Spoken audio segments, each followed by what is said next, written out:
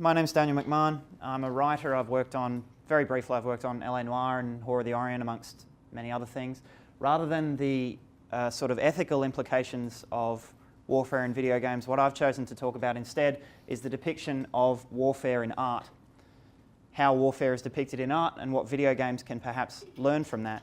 And chiefly, what I wanted to talk about is that quote that often repeated and not attributable to anybody specifically, as far as I can tell, that quote that warfare is long periods of boredom punctuated by moments of terror. I think that's very true, and I think it's really interesting to look at the way other artistic mediums approach that sort of idea and depict war in that way. And I think video games have been so concerned for so long with depicting the experience of combat in the most visceral and realistic way possible that we forget about those long moments of boredom, those very, very human moments that go in between all of that. And I would suggest then that, so if we start with war painting in the tradition of the Napoleonic War, we have here a depiction of the Battle of Waterloo by William Sadler. This is an obvious portrayal of combat, right? This is sound and fury, this is explosion and movement and colour and brutality. And moving on, very obvious examples of the Napoleonic War tradition of painting. Both of these paintings are actually by an Australian woman artist, a lady called Elizabeth Thompson, also known as Lady Butler. The top one, if memory serves, hangs in the National Gallery of Victoria. You can see it next time you're down there. And we all recognise these sort of paintings. These are the ones that artists are most often commissioned to produce. And they're the ones you approach in the gallery because they're fucking gigantic. They're enormous things. And they're terribly, they're overpowering in their sort of, visceral feel. They're terribly compelling. I would suggest they're terribly, commercial and popular as well.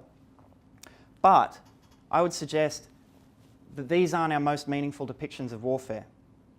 These aren't our most haunting, our most striking war paintings.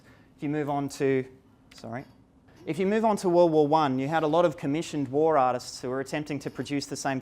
This is the Battle of Courcelette by a French artist named Louis Werther. And obviously another extraordinarily busy and extraordinarily visceral and extraordinarily overpowering depiction of combat. And if we move on, we have depictions of, up the top there is the Charge of the Second Light Horse at the neck, very familiar to Australians, obviously, by George Lambert. At the bottom here is The Taking of Lone Pine by Fred Leist. These are, I would suggest, more depictions of combat. These are sound and fury. These are, tremendously powerful to look at, but they're not our most haunting and our most powerful and our most meaningful depictions of warfare.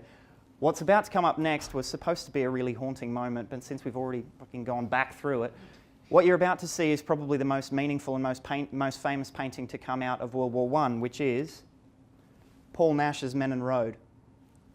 And this is an extraordinary picture, I think, in its stillness and its, contemplativeness.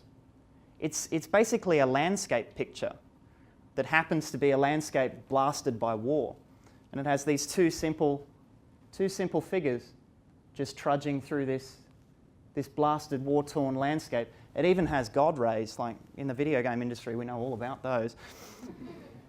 And moving on, I would suggest that this is a moment of stillness. This is a moment of humanity within all of that sound and fury of combat. Next we have, this is John Singer Sargent's Gassed, another of the most famous paintings to come out of World War I. And this, I would suggest that this tips more towards the kind of horror of war than the boredom and the stillness and the humanity of war. But the thing is that these are not, the faces on these soldiers, to me, these are not mournful faces. These are not wailing faces. These are impassive faces.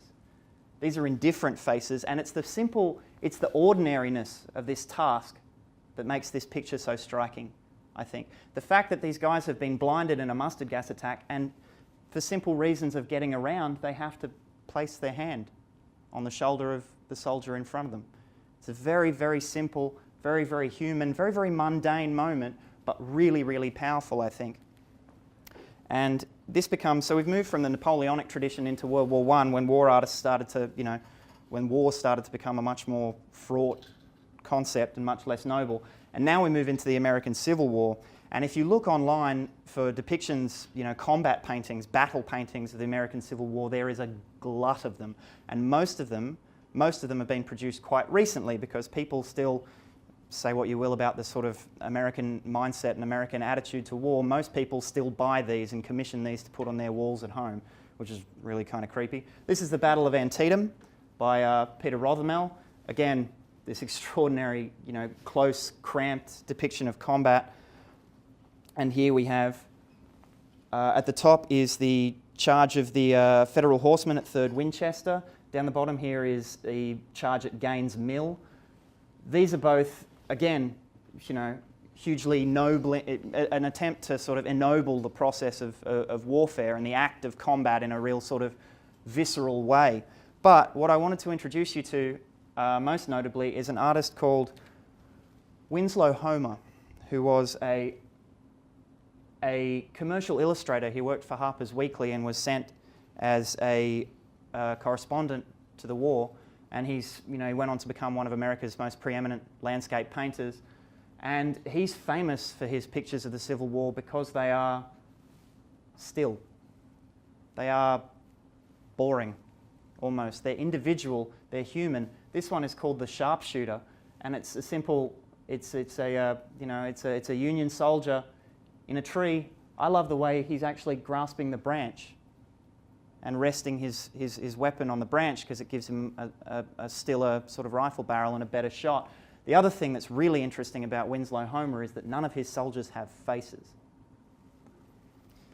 And if you move on, this one is actually called Home Sweet Home, of all things. What you have here, as opposed to those soldiers we saw in the charge at Gaines Mill picture, it's always fascinated me that despite being in the middle of combat, all of their uniforms are absolutely pristine. Their shirts are still tucked in and they still look, dress field presentable. But here we have a couple of Union soldiers in their billet with their shirts untucked, with their buttons undone. Here we have the biscuits that they're about to eat, or not about to eat, because their rations are probably shit. But this I think is a wonderful moment of stillness, of boredom, and this is what Winslow Homer is famous for, these little tiny mundane human narratives, not these enormous combat pictures. And the most lovely example of his work, I think, this is a picture called Defiance, subtitled Inviting a Shot Before Petersburg. The Siege of Petersburg was obviously a very famous battle of the American Civil War and has been called a dress rehearsal for World War I. This is where the Union forces were dug in outside Petersburg for something like 8 months, all of them just sinking deeper and deeper into the mud and going insane and dying of disease. And here we have a Union soldier standing on the parapet, and there are some little plumes of smoke in the distance, maybe artillery shells falling, but nothing more than that. And this guy is actually taunting the Confederates, it would be, I believe, unless this is intended as a Confederate. He doesn't actually specify, which is really interesting. Again, they don't have faces. And he's inviting a shot from the other side. He's so bored that this is the kind of individual story, this simple, mundane, sort of very human narrative. This soldier isn't charging into battle. He's so bored that he's actually asking the other side to shoot him if they can. And you have this soldier, playing guitar while he does it. So simple, so human, so mundane, but so haunting, I think. And if we move on to War in Film, that is an image from Terrence Malick's The Thin Red Line. It's a representative image of The Thin Red Line because all they're doing is walking up a hill for hours and hours and hours. If you want to talk about a depiction of boredom in warfare, watch The Thin Red Line. But it's the most extraordinary, it has the most extraordinary effect because it's so mundane, it's so simple, it's so human. The combat scenes in The Thin Red Line are so strange. Instead of seeing a man's head blown apart, you see bullets flying and then you see a bird flying out of a tree. Very, very, very strange. But in any case, meant to be much more sort of contemplative, much more human. It steers away from that big, grand idea of combat. And if we move on, we've got Jarhead up the top, which is a film that takes, as its subject matter, it's almost entirely devoted to the boredom of soldiers. And down here, Saving Private Ryan is a really interesting one, because Saving Private Ryan almost attempts to do the same thing that video games does, which is make combat real to those of us who have not experienced it. Make it visceral, make it physical, make it brutal, and it has an extraordinary effect in doing that. I think it does it really, really successfully. But, and you'll probably all remember this scene, in the D-Day beach landing, which is one of the most overpowering war scenes ever committed to film, who remembers this scene? This quiet scene of the soldier who stops, looks about. This is when Captain John Miller, the character in whose head we've been placed, is deafened and half blinded by a shell. And we watch this guy in almost total silence, look about, check some limbs, pick up an arm that he's convinced is his, and walk on. It's this moment of, it's hilarious really, but it's this moment of sort of humanity, just mundanity, boredom within this huge overpowering depiction of combat. And I think that's where we find war depicted in its most haunting and most meaningful form, not in combat, but in those moments peripheral to combat. Moving very quickly on to war literature. So we have here from Wilfred Owen a poem called Exposure. And this is But Nothing Happens. Wilfred Owen's poetry, if you've ever read very much of it, is you can only spend so much of a line describing the experience of combat. You have adjectives and images, you know, howling metal and all these sorts of things. The rest of this work, and he has this enormous oeuvre of extraordinary poetry, the rest of it is still, it's contemplative, it's human, it's bored. How does a soldier get that much time to write poetry on the front? Because you spend most of your time bored. You know, here is, I took a stanza from a different poem, but we all know Dulce et Decorum Est, probably the most famous war poem ever written, and that begins with the image of the soldiers, and towards our distant rest we begin to trudge. It's this image of boredom, soldiers ignoring the explosions of artillery behind them and trudging on towards home.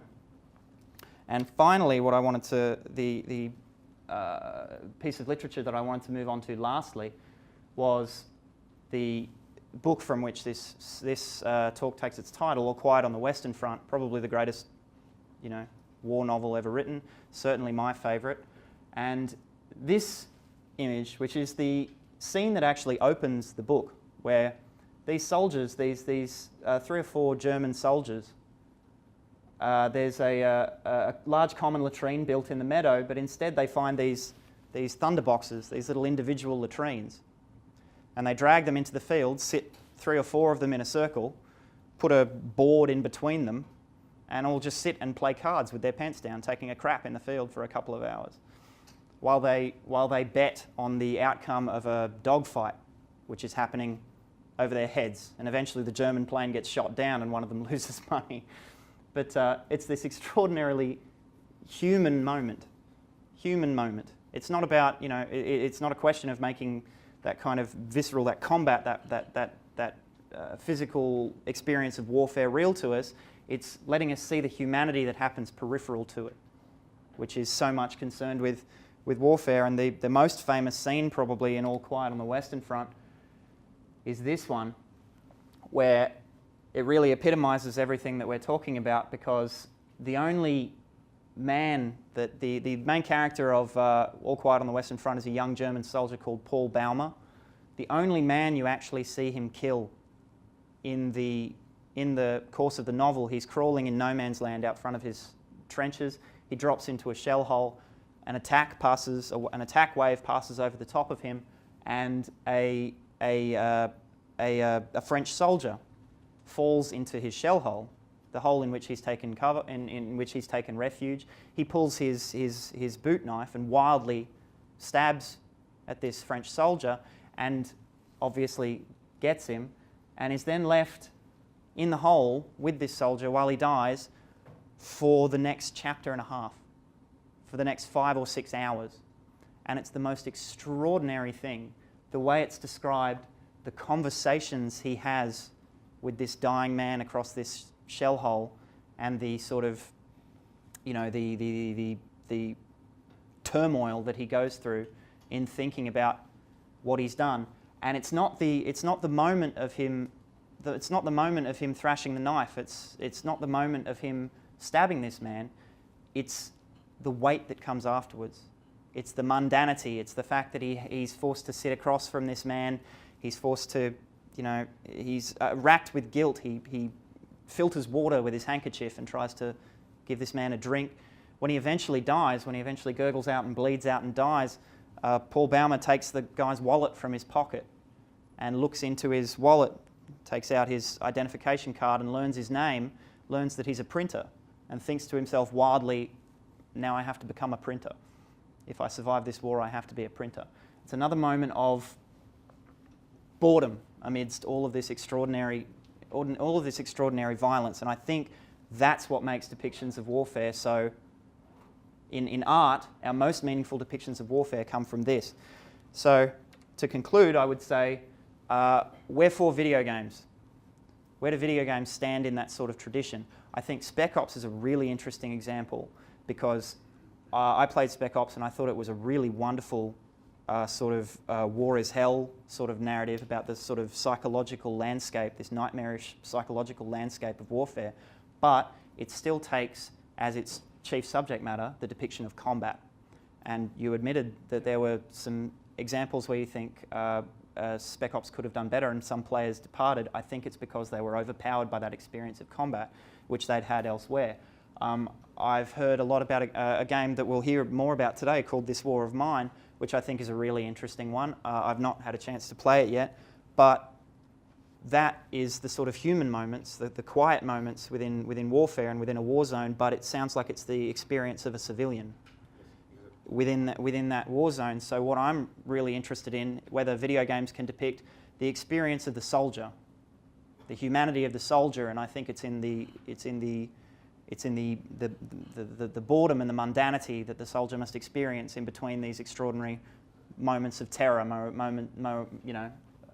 moments of terror within this stretch of boredom. And I think that's everything. Questions, guys?